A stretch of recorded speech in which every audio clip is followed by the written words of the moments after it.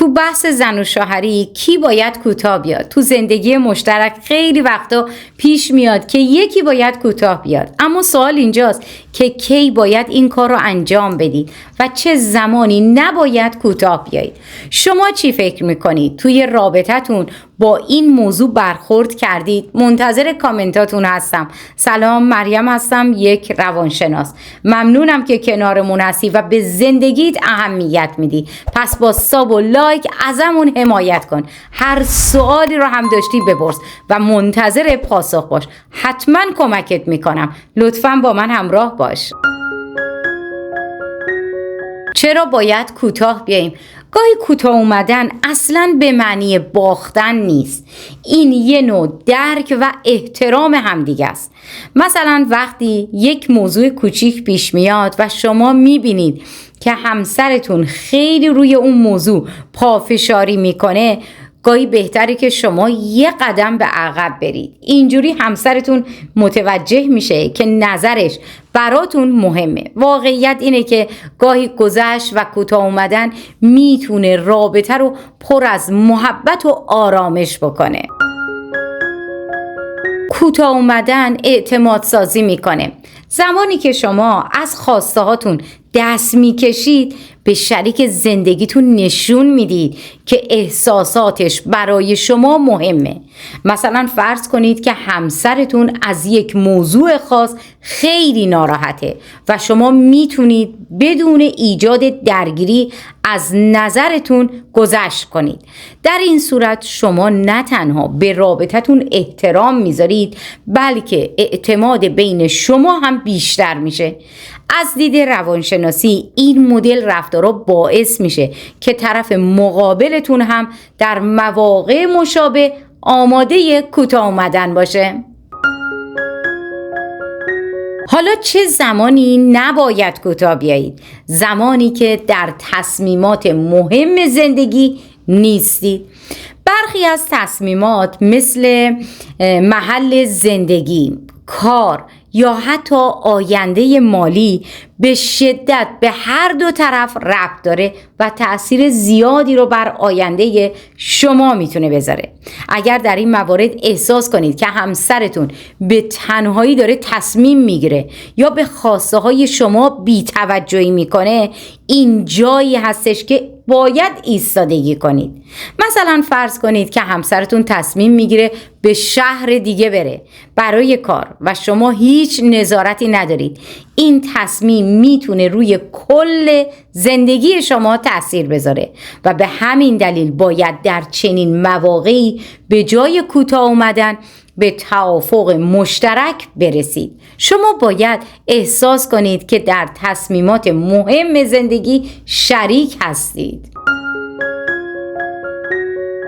زمانی که همسرتون شما رو دست کم میگیره، اگر در رابطه ای احساس کنید که همسرتون شما رو دست کم میگیره یا هیچ ارزشی برای احساسات و نیازهای شما قائل نیست، این زمانیه که نباید کوتاه بیایید. مثلا فرض کنید که همسرتون هیچ وقت به خواسته های شما توجه نمیکنه یا همیشه از نظرات شما رد میشه.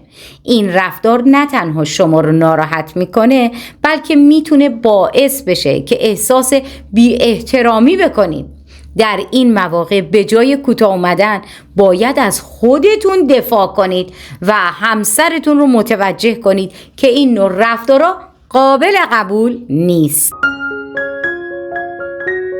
زمانی که مسائل جدیتری مثل خیانت مطرحه، اگر متوجه شدید که همسرتون به شما خیانت کرده یا به شما دروغ گفته، اینجا جایی نیستش که کوتاه بیایید.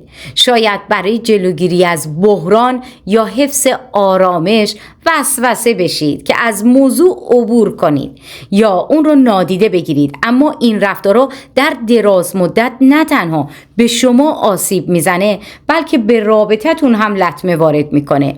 در چنین مواقعی باید تمام احساسات خودتون رو بیان بکنید و با صداقت و شجاعت در برابر این موضوع بایستید. در واقع کوتاه نیومدن در این شرایط نه تنها برای شما بلکه برای رابطتون هم بهتره. زمانی که نیازهای عاطفیتون نادیده گرفته میشه. اگر همیشه شما طرفی باشید که نیازهای عاطفیش رو بیان میکنه و همسرتون هیچ وقت به این نیازها توجهی نداره، این به معنای نادیده گرفتن شماست. در چنین شرایطی نباید کوتاه بیایید. برای مثال فرض کنید همسرتون هیچ وقت به شما توجهی نمیکنه و یا هیچ وقت کافی برای شما نمیذاره. اگر شما در چنین شرایطی کوتاه بیایید، این احساس نادیده گرفته شدن میتونه بیشتر بشه. باید با همسرتون صحبت بکنید و درخواستای خودتون رو به شیوهی آرام و محترمانه مطرح بکنید. زمانی که اختلافات به منافع شما آسیب میزنه.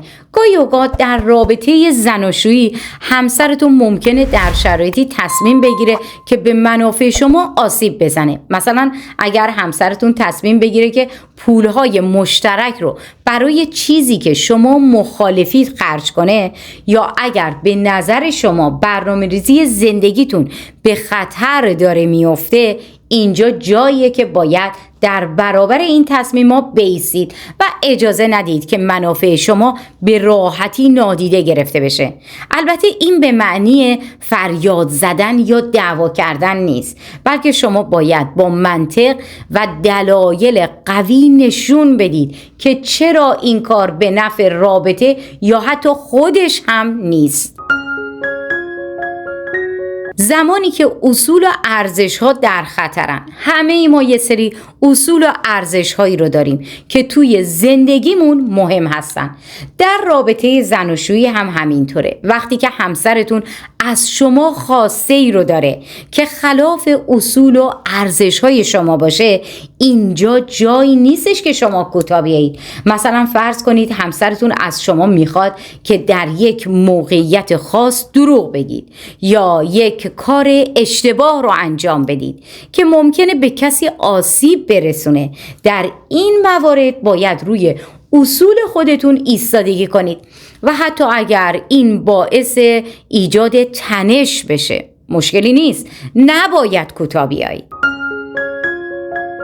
جمع‌بندی مطالب. در نهایت توی هر رابطه زناشویی باید خیلی مراقب باشیم که کجا باید کوتاه بیاییم و کجا باید روی اصول خودمون ایستادگی کنیم.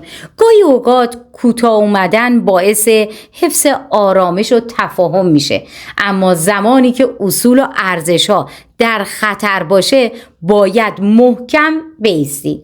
اگر دوست دارید چیزی اضافه کنید حتما برام بنویسید. سابسکرایب و لایک یادتون نره. هر سوالی رو دارید بپرسید و منتظر پاسخ باشید. حتما کمکتون میکنم. شما باعث دلگرمی من هستید. همیشه شاد باشید.